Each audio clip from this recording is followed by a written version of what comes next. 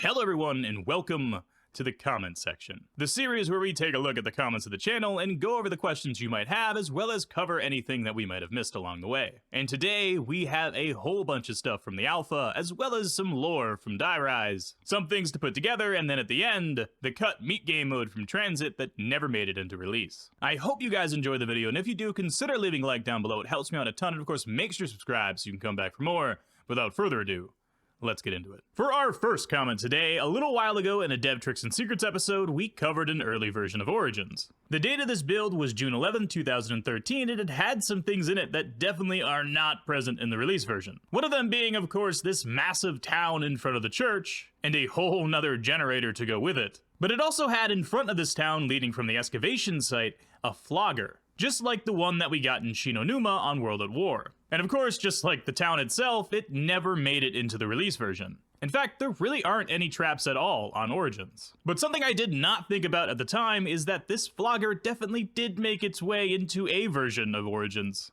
Because as Alexis Demeter pointed out, the Flogger is in the Origins section of Revelations, and it must be an inside joke with the developers. It's right here next to Generator 3, which is definitely a different location than it is in the alpha. But oh my god, is it crazy to put this together. And I should say that Alexis Demeter here was not the only comment about this Flogger. And as Humanoid Demon says, it's kinda like how they added the turret on the Verrucht Fountain, which can be seen just outside of the map in the Verrucht section, and is referenced to an actual MG42 underneath the map in World at War. And the theory is that at one point in its development, it was planned to be used as a trap in the middle of Verrucht. Which this really makes me wonder if there are any other Easter eggs like this around the map. And I suppose we probably wouldn't really know. Well, that is unless we get some more early builds, which recently we also had some alpha Mob of the Dead builds leak out. And alongside those files, there was also an early intro for the map. Well, as the Toaster Waffle says, a really cool thing about this early intro is you can see a closer to finished, but still using the Kravchenko model instead of Sal, version of the intro in the Uprising DLC trailer on YouTube.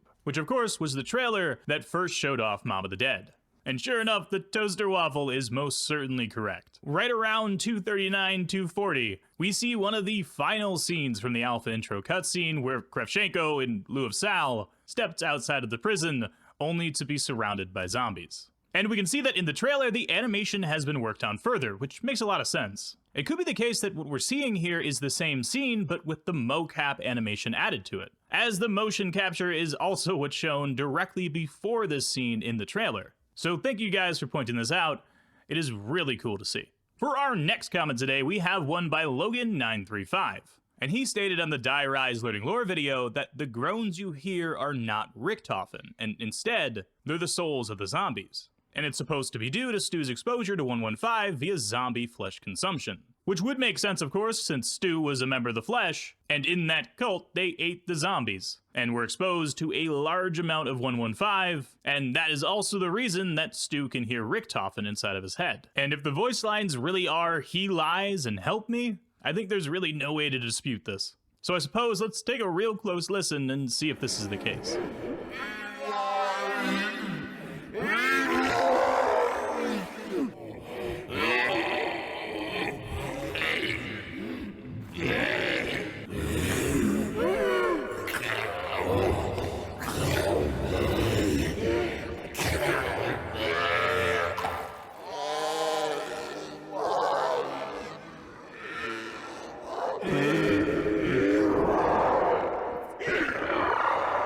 And, yeah, I think he's right. So if the zombies themselves are talking to you, there's quite a lot of questions that this immediately brings up. First of all, if this is the case, that means there is some sort of human still trapped inside there. We do know that 115 can slowly infect an individual and make them paranoid, sort of like schizophrenic, and also eventually kill them. And I suppose it's sort of assumed that it can also turn them into a zombie. And I think the evidence for this is what happened at the Dries facility. The zombies that they had there were simply just soldiers that have been exposed a little bit too much to 115. So with all of that being said, I suppose this is sort of like a sickness. And it also means that the human inside the zombie isn't fully dead. And at least some part of him is still conscious. Even if that part of him is in a different dimension or in the dark ether or something. Perhaps maybe trapped in some sort of delusion, but still able to cry out to Stu here on Die Rise. And it should probably be mentioned that this is not the first time we've heard zombies talk, or at least a zombie talk. As in Black Ops 1 Call of the Dead, we did have George Romero, and he couldn't shut up. He was constantly talking. Although I suppose he is kind of a special case, because he died in a weird way, and I can't help but think it had something to do with the electric nature of his death, as he was holding that big light in his hand. But until now, we haven't heard the normal zombies talk. And at this point, they're under the control of Richtofen. Just as Samantha was controlling them in World at War in Black Ops 1, it's now Richtofen's turn, as he's the one in the MPD. And I always thought that this control meant that he could sort of tell them what to do. Although I never really thought that he was forcing them to do it. I sort of assumed that they were just zombies. And he could like turn them off and turn them on, right? But at the end of the day, they just wanted brains. And it seems like with these zombies pleading out to Stu, that is not the case, and they are actually being forced to do this. And I suppose that could be the zombie thing that's taking over, or it could directly be Richtofen pulling the strings. I'm not exactly sure. It's a very interesting thing to bring up, and let me know down in the comment section what you guys think, because this is my first time hearing this. I really did not know the zombies were the ones that were speaking here. But it does make a lot of sense that there would be other things that he could hear than just Richtofen. If those other things, of course, are connected to Richtofen, and Stu is as well, why wouldn't they be able to sort of communicate? And I suppose that also means the zombies themselves would be able to communicate to each other, which is also really weird to think about. Yeah, I'm not sure what the implications are there. But either way, really cool, and thank you, Logan, for bringing this up. And for the next comment today, we're going to Alcatraz. Because as most of you guys know, I would imagine down here by the docks, there is a PhD and Mule Kick machine. And recently on the channel, as I stated before, we did cover some alpha versions of the map. And the man34 asked, is PhD outside the map in the beta version? Well, I thought this was a pretty interesting question, so I asked Heaveneth to get some more footage for me. And starting with the first playable, as I figured this was probably the first one that had a chance of it being there, as it does have some detailing and a decent bit of modeling around the map. Well, unfortunately, down here by docks, it seems pretty barren. There is no PhD in Mule Kick machines. However, the dock itself does look pretty similar to what we got on release. But now moving forward to what I called the beta version of the map, because it was only a month before the release. And we'll see here on the docks that it too also did not have PhD in Mule Kick. So that means within the final month of development of Mob of the Dead, both these two machines here were added to the dock, which is kinda wild to think about. I guess it really was just a last-minute troll by the developers. But on that same Mob of the Dead video, we have another by DillyJ8, and he stated that the game mode meat has been leaked and we can finally see how that game mode worked. He says it was in town and we might be getting closer and closer to a pre-alpha TranZit, which I would absolutely love.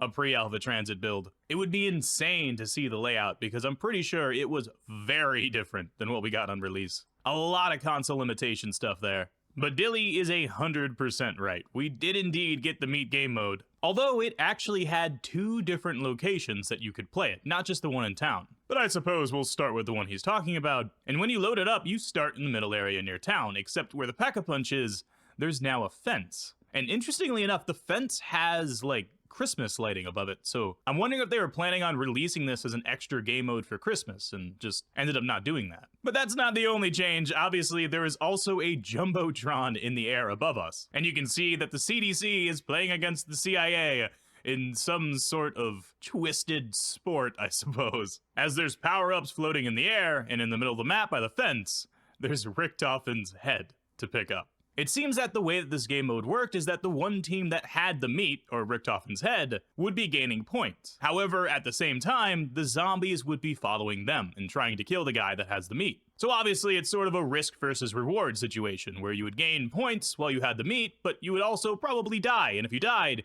you'd probably lose. Or maybe lose points, I'm not exactly sure. But with the meat, you could at any time just throw it around. With one of the options, I suppose, just being to throw it on the other side of the fence. But you could also throw it through these floating buoys and get your team a max ammo, for instance. Which is a really cool concept, actually. And this game mode had a lot of custom assets. Not just the Jumbotron, there's other signage around that's sort of hard to see because it's really dark and, well, TranZit. But if we pop on over to the second layout, which was in the tunnel of all things, well, we can see these custom assets a little bit more up close, as this arena is much smaller. There is a whole bunch of neon signs surrounding this tunnel area, with all those power-up buoys in between. And one of the power-ups is a death machine, which didn't make its way into Black Ops 2 at all, except for Mob of the Dead, but that was in the mystery box instead of as a power-up. But here we see that it definitely did exist in Black Ops 2, and it looks to be the same model that we got on Mob of the Dead. So I wonder if this was just a scrapped power-up. Maybe this was planned for Black Ops 2 originally, and they just decided to get rid of it.